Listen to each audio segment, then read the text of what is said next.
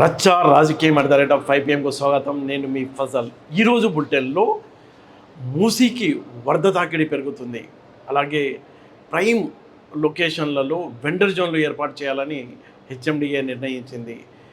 మీరలం tank పైన నిర్మిస్తున్న ఈ కేబుల్ వంతెన పనులు శరవేగంతో కొనసాగుతున్నాయి. ఈ వార్తల్ని 5 PM బులెటిన్లో చూద్దామా?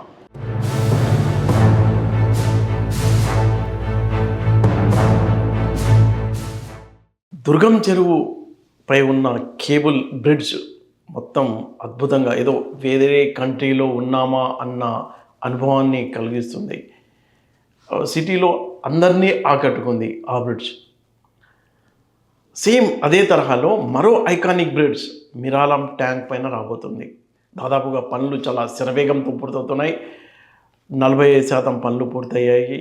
ఈ బ్రిడ్జ్ శాస్త్రిపురం ఇలా ఈ బెంగళూరు హైవే చింతల్మేట్కు మధ్య దూరాన్ని దాదాపుగా 5 కిలోమీటర్ల దూరాన్ని తగ్గిస్తుంది. మనం చూసుకున్నట్లయితే బహదూర్పుర, అత్తాపూర్ ఈ రూట్లో జూ పార్క్ మీదుగా వెళ్ళే రూట్లో శంషాబాద్ వెళ్ళాలి అంటే చాలా విపరీతమైన ట్రాఫిక్.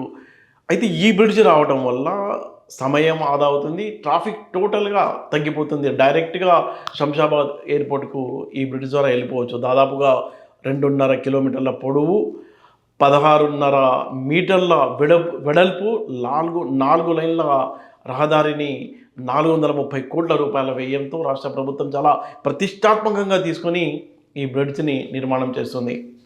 ఓల్డ్ సిటీలో అద్భుతమైన ఐకానిక్ బ్రిడ్జ్గా ఇది చెప్పుకోవచ్చు. ఇక అసలు ట్రాఫిక్కు సంబంధం లేకుండా డైరెక్ట్గా ఎయిర్పోర్ట్కి వెళ్ళేలా దీన్ని రూపొందిస్తున్నారు.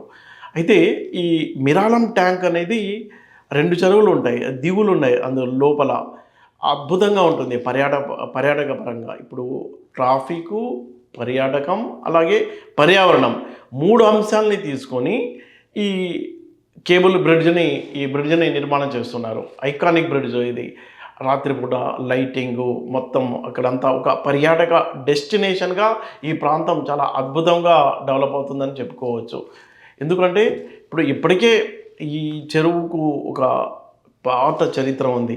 అప్పట్లో టిప్పు సుల్తాన్ని ఓడించిన సందర్భంగా 1799లో బ్రిటిష్ సైన్యాలు టిప్పు సుల్తాన్పై మైసూర్తో జరిగిన యుద్ధం జరిగింది.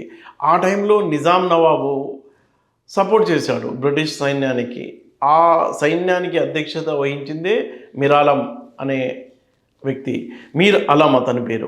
అతనికి బ్రిటిష్ ప్రభుత్వం ఏం చేసిందంటే నిజాంకు ఆ ఏరియా గెలిచిన తర్వాత, మైసూర్ని ఆక్రమించుకున్న తర్వాత ప్రైజ్ మనీగా కొంత డబ్బు ఇచ్చారు.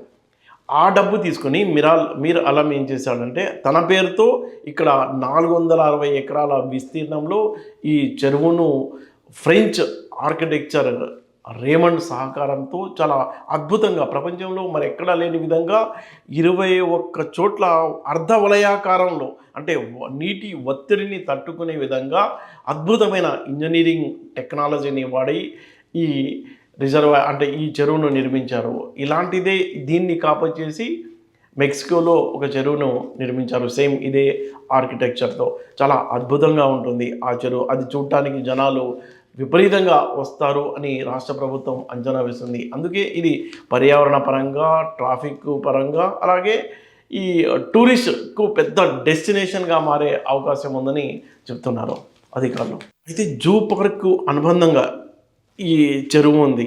చాలా మురికి నీరు కూడా వస్తూ ఉంటుంది. అయితే వర్షపు కాలువల్ని, అలాగే మురుగునీటి కాలువల్ని డైరెక్ట్గా కలవకుండా విడగొడుతున్నారు. ఇక్కడ ఈ చెరువులో నీళ్ళు స్వచ్ఛంగా ఉండాలి అని 1970 వరకు ఈ నీటినే ఇక్కడ నుంచి హైదరాబాద్కు నగర ప్రజలకు ఈ నీరు కూడా తాగునీటిగా సరఫరా చేస్తూ ఉండేవాళ్ళు. తర్వాత కాలుష్యం పెరిగిపోవడం, ఆ ఏరియాలో ఇండస్ట్రీ రావడంతో అవి తాగడానికి పనికి రాకుండా పోయాయి. గతంలో 460 ఎకరాల విస్తీర్ణంలో ఉన్న ఈ చెరువు ఇప్పుడు 260 ఎకరాలకు కుదించుకుపోయింది. అంటే దీన్ని కాపాడటం, పర్యావరణ పరంగా ఈ చెరువుని కాపాడటం, అలాగే టూరిస్ట్ పరంగా పర్యాటకుల్ని ఆకట్టుకునేలా దీన్ని మంచి లైటింగ్తో ప్రత్యేకమైన లైటింగ్ కోసం కూడా ప్రత్యేక ఆర్కిటెక్చర్లు దీనికి ప్లాన్ చేస్తున్నారని చెప్తున్నారు అధికారులు. మురుగునీరు ఈ చెరువులో డైరెక్ట్గా కలవకుండా 2 ఎస్టీపీల నిర్మాణం జరిగింది. ఇప్పుడు మూసీ రివర్ డెవలప్మెంట్ ప్రాజెక్ట్లో భాగంగా ఈ చెరువు కూడా అంటే మహా దశ పట్టిందని మనం చెప్పుకోవచ్చు.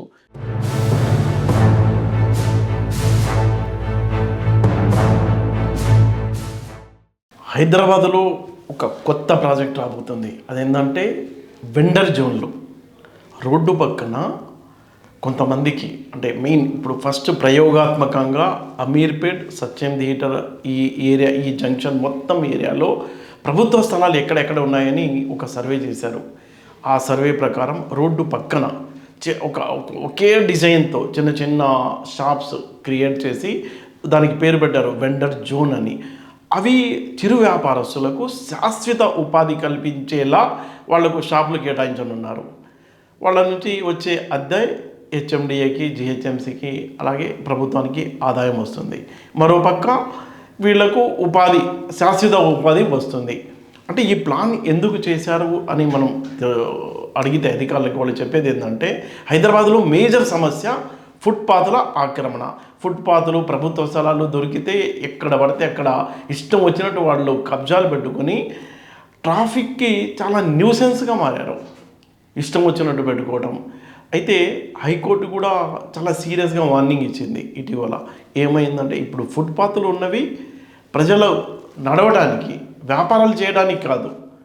ఫస్ట్ ఫుట్పాత్ మీద ఉన్న మొత్తం ఏమైతే దుకాణాలు ఉన్నాయో అన్నిటిని తొలగించమని కోర్టు ఆదేశించడంతో ఏప్రిల్ నెలలోనే దాదాపుగా ఒక 2600 షాపులని తొలగించేశారు అధికారులు. స్పెషల్ డ్రైవ్లు పెట్టి డ్రైవ్ నడుస్తుంది, కోర్టు ఆదేశాలు ఉన్నాయి. ఎందుకు అంటే రోడ్డు మీద నడవాల్సి వస్తుంది జనాలు. ఫుట్పాత్ ఉంది ఎందుకు? నడవడానికి. నడిచే వాళ్ళ హక్కు అది. దానిపైన షాపులు పెట్టేసుకుంటే ఎక్కడ నడుస్తారు? రోడ్డు మీదకి వచ్చి నడిచినంత ఇమీడియట్గా పెద్ద పెద్ద ప్రమాదాలు, ప్రాణాలు కోల్పోతున్నారు. అంటే ఎక్కువ ప్రమాదాలు ఈ ఫుట్పాత్ మీద షాపులు ఉండి రోడ్డు మీద నడవడం వల్లే జరుగుతున్నట్టు అధికారులు గుర్తించారు. అందులో భాగంగానే ఈ సమస్యకు శాశ్వత పరిష్కారం లభించేలా అంటే ఎలా, ఒకటేమో ఫుట్పాత్ల ఆక్రమణను టోటల్గా కోర్టు ఆదేశాల ప్రకారం తొలగించడం, ఇంకొకటి ట్రాఫిక్ అంతరాయం కలగకుండా ఎవరైతే ఈ కొంచెం ఖాళీ స్థలం ఉంటుంది, ఎక్కడెక్కడ ప్రభుత్వ స్థలాలు ఉన్నాయి మెయిన్ జంక్షన్లో, వాటిని గుర్తించి ఒక డిజైన్ ప్రకారం వెండర్ జోన్లు కనుక ఏర్పాటు చేసి ఈ చిరు వ్యాపారాలకు అక్కడ శాశ్వత ఉపాధి కనుక కల్పిస్తే వాళ్ళ ఆదాయం వస్తుంది, వాళ్ళ జీవితాలు బాగుపడతాయి. హైదరాబాద్లో మనం చూసుకున్నట్లయితే ఈ ఫుట్పాత్ల పైన 1,00,000 మందికి పైగా చిరు వ్యాపారులు ఆధారపడి జీవిస్తున్నారు. కోట్ల రూపాయల టర్నోవర్ జరుగుతుంది ఈ వ్యాపారానికి. అయితే ఈ వాళ్ళ వ్యాపారం చేసుకోవడానికి కాదు కదా ఫుట్పాత్లు ఉన్నవి, ప్రజలు నడవడానికి. అది కూడా చాలా ఇంపార్టెంట్. కాబట్టి ఈ సమస్యకు పర్మనెంట్గా అంటే శాశ్వత పరిష్కారం చేయడానికే ఈ స్టెప్ తీసుకున్నట్టు అధికారులు చెప్తున్నారు. అంటే ఈ మోడల్లో ఎలా ఉంటుంది అంటే రోడ్డు పక్కన ఉన్న ప్రభుత్వ స్థలాలు ఉంటాయి కదా, ఫుట్పాత్ని విడిచిపెట్టి ఆ ప్లేస్లో ఒక డిజైన్ ప్రకారం చిన్న చిన్న షాపులను ప్రభుత్వమే ఏర్పాటు చేసి వాళ్లకు కేటాయిస్తుంది. వాళ్ళ దగ్గర నుంచి రెంట్ వసూలు చేసుకుంటుంది. ఇలా ఫస్ట్ ప్రయోగాత్మకంగా ఇప్పుడు అమీర్పేట్ జోన్ని ప్రభుత్వం ఎంచుకుంది. ఇది కనుక సక్సెస్ అయితే మొత్తం జిహెచ్ఎంసి పరిధిలో అలాగే హెచ్ఎండిఏ పరిధిలో ఈ వెండర్ జోన్లు ఏర్పాటు చేయడానికి ప్రభుత్వం కార్యాచరణ ప్రణాళిక రూపొందిస్తుంది.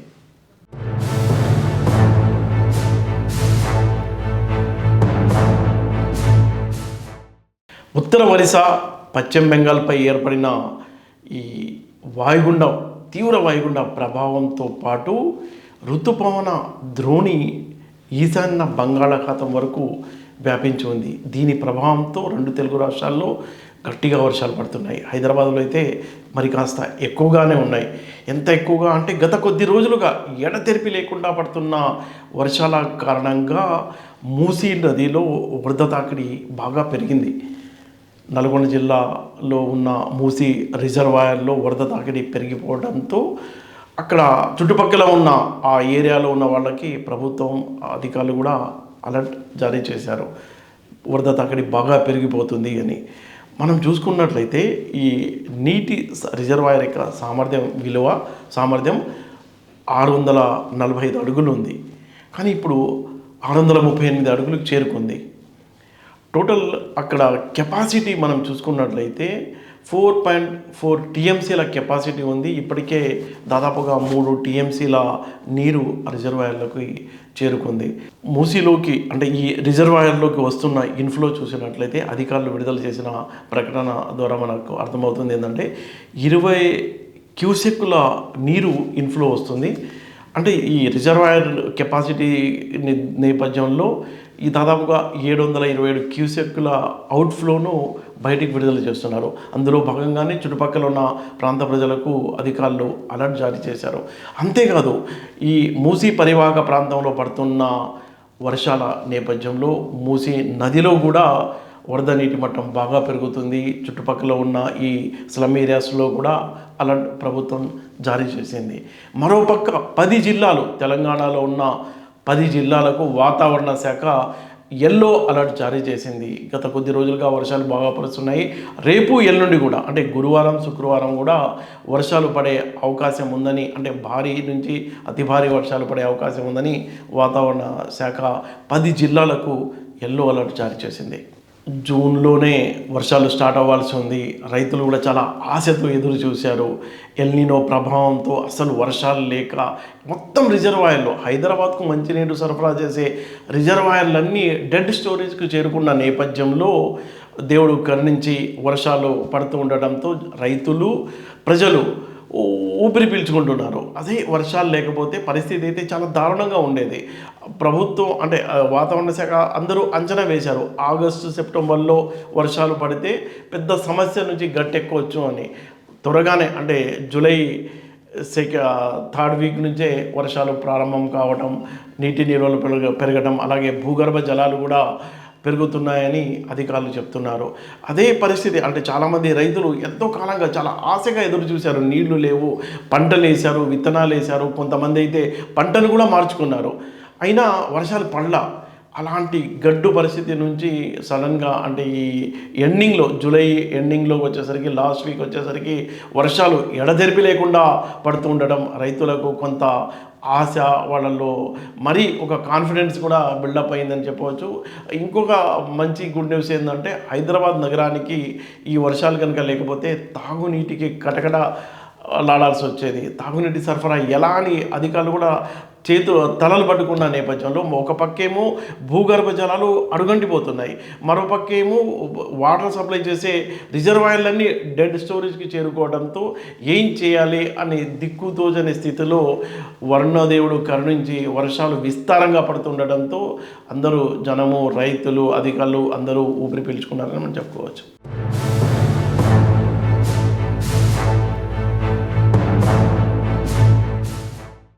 చూస్తూనే ఉండండి రచ్చ రాజకీయం. 5 PM రేపటి బులెటిన్లో మళ్ళీ కలుద్దాం.